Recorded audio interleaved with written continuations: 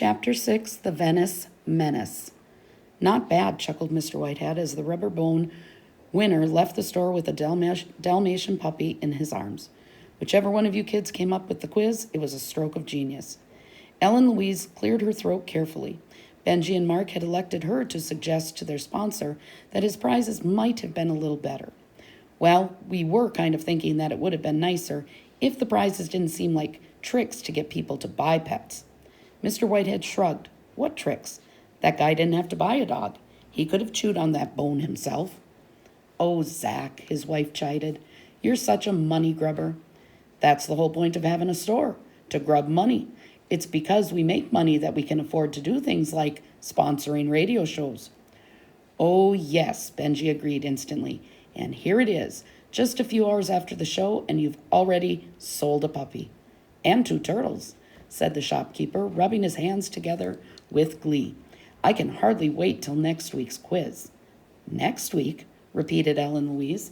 She had never liked the idea of using Ms. P's trivia questions on the air, and did not relish the thought of doing it again.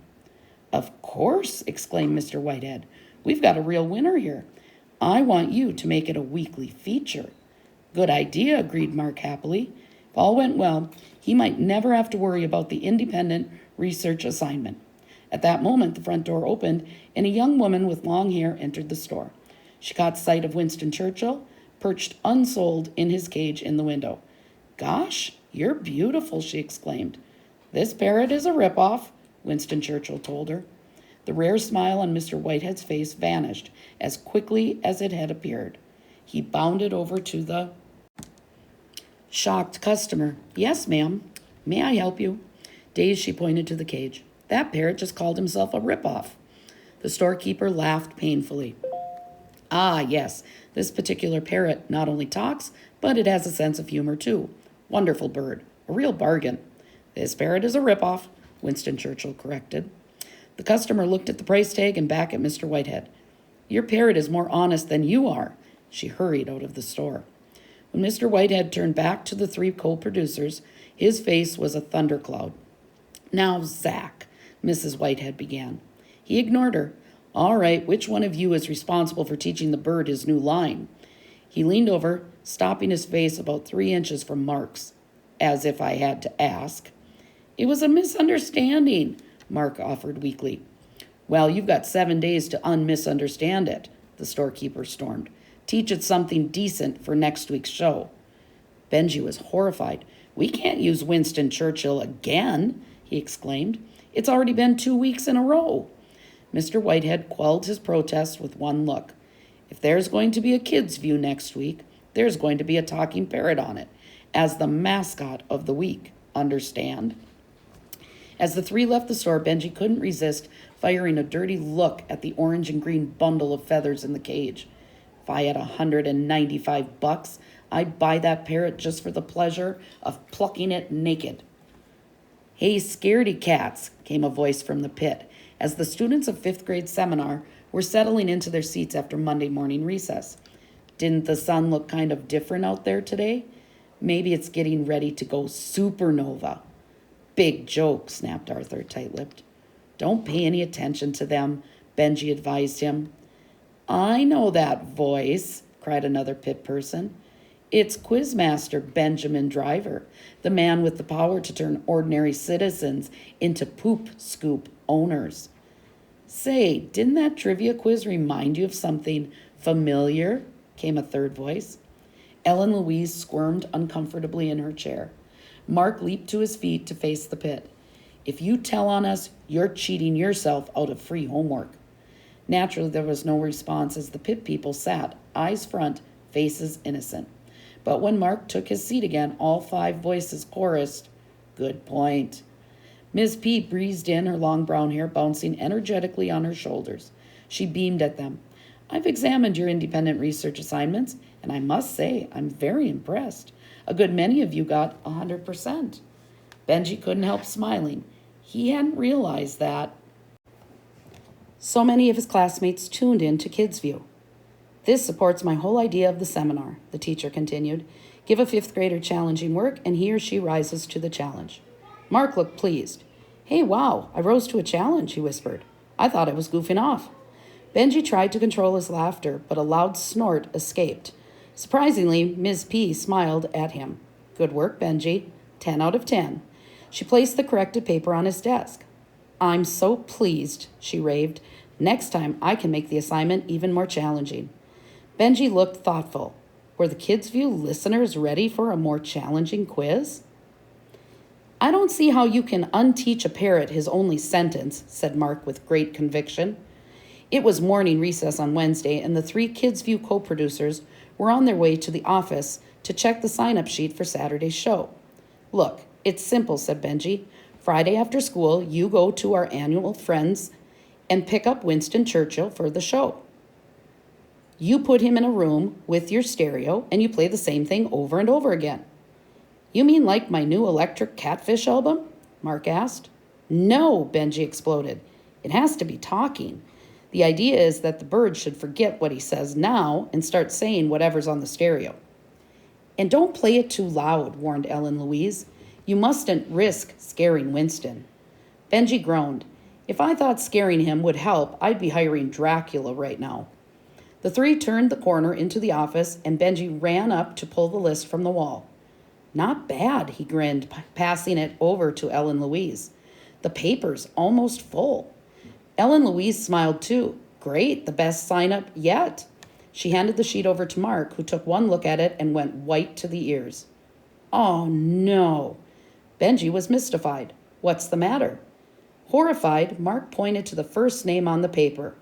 Brad Jaworski. Who's Brad Jaworski? Asked Ellen Louise.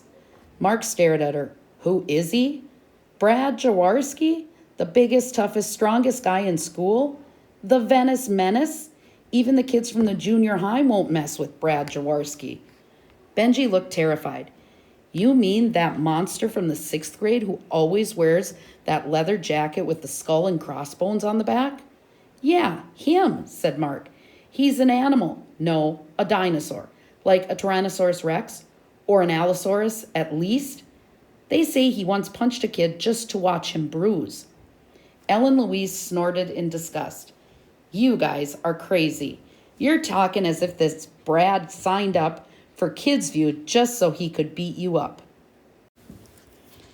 What if I hit the wrong button in the control room while he's on the air and he comes out and pulverizes me? Protested Mark. Or what if Benji pronounces his name wrong when he introduces him? Yeah, said Benji fervently. He hadn't thought of it, but if the host was knocked unconscious by one of the guests during a broadcast, that would leave dead air. Give me that, scoffed Ellen Louise, snatching the list from Mark's hand. She smiled as she examined it. Look here, you babies. He's written a story and he wants to read it on the air. Some Tyrannosaurus Rex. She's right, said Benji to Mark. What are you, crazy? Havermeyer? He signed up for our show. He should be afraid of us. Mark said nothing, but he was muttering under his breath as the 3 went out for recess. As they left the building, they noticed a group of 6th graders involved in a pickup football game in the playground. One boy caught a short pass and headed down the field at top speed, twisting and dodging the other players. Suddenly, a blur of black leather hit him like a freight train. There was an audible crunch, and the ball carrier pitched backward 5 feet to land in a heap on the ground. Mark gasped in horror at the eerie gray skull and crossbones on the black jacket. Brad Jaworski, he breathed. Tackle, declared Brad mildly, dusting off his hands on his tight faded jeans. Tackle, cried the boy on the grass. Mugging would be more like it. Brad looked threateningly down at him. Hey, take that back. It was just a joke, the downed ball carrier said nervously. Nice tackle, Brad. Ellen Louise was trying to lead her awestruck co-producers off to the other side of the playground when a gruff voice bellowed, Hey, you! Heart sinking, Benji looked up. Brad Jaworski was jogging in their direction. It seemed that even the ground trembled at his approach. What does he want with us? Asked Mark, his face pale. Calm down, said Ellen Louise. He probably just has a question about Kids View. Brad drew close, towering over them. He fixed his gaze on Benji. Your driver, right? From the show?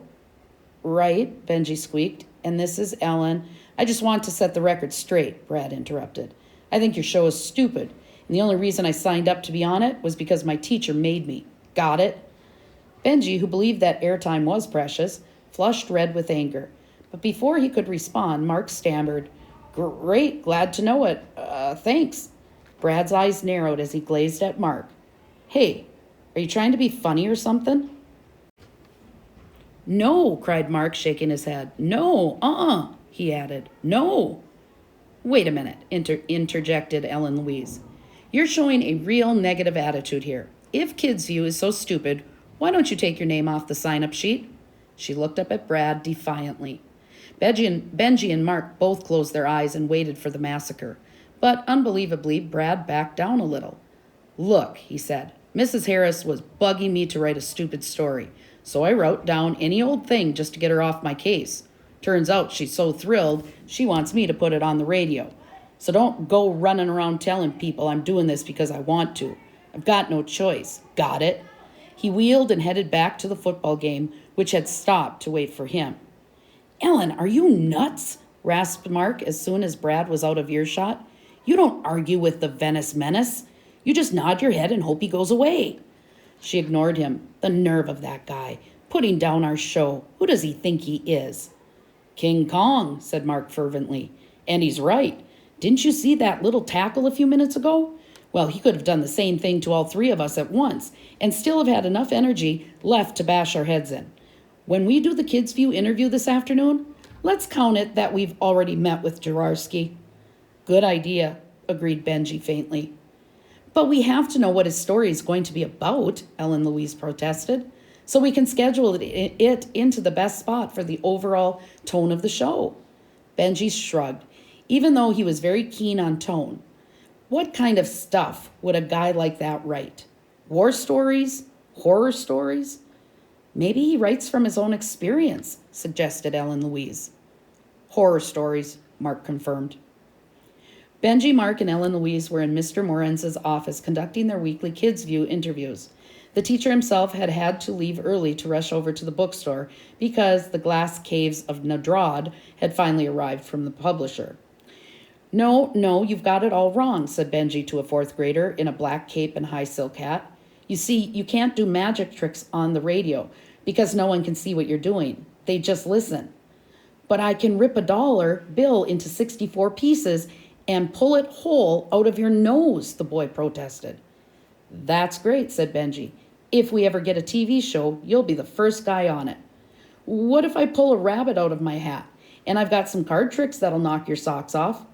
Benji sighed. Same thing, Irving. This is radio. Ellen Louise looked delightful. Maybe he could do his tricks and you'd describe them to the listeners. That's ridiculous, exclaimed Benji. You can't see it, folks, but Irving the Magnificent has just turned a stick of gum into the Empire State Building right here in the studio. Listen, Irving, I'd love to help you, but it's not going to work. Maybe next week with a different act, something with a little more, sound. Irving left with a swirl of his cape, and Mark barked out, Next! And there he was, taking up most of the doorway. Brad Jaworski. Brad, Benji gasped. The Venice Menace glowered. Mrs. Harris said I had to come here and see you, so I'm seeing you. Now I'm going home. No problem, babbled Mark. I mean, if you want to stay, we'd love to have you, but if you want to leave, that's okay too. Stay, go, it doesn't matter. He fell silent under Brad's gaze. You're nuts, Brad told Mark, and he was gone.